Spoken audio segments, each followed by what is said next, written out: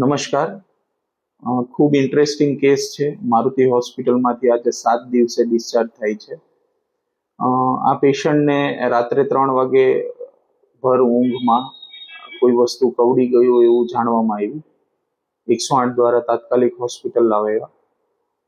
એમને પોતે ખબર નથી કે શું કવડેલું છે, પણ ટોસિસ હતું, સ્લરિંગ ઓફ સ્પીચ હતું, આંખો બંધ થઈ જતી હતી, મોઢામાંથી એક્સેસિવ થૂક આવતું હતું.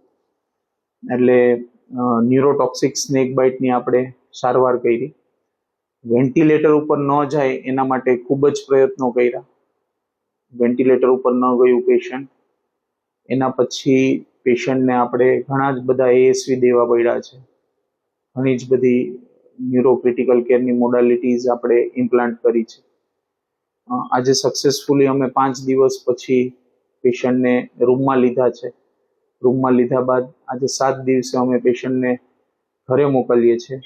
તમે જોઈ શકો છો, પેશન્ટ જાતે ચાલી શકે છે, જાતે ઊભા થઈ શકે છે, જાતે જમે છે, અને સંપૂર્ણ રીતે ઠીક થયા બાદ અમે પેશન્ટને આજે ઘરે ડિસ્ચાર્જ કરીએ છીએ. Thank you.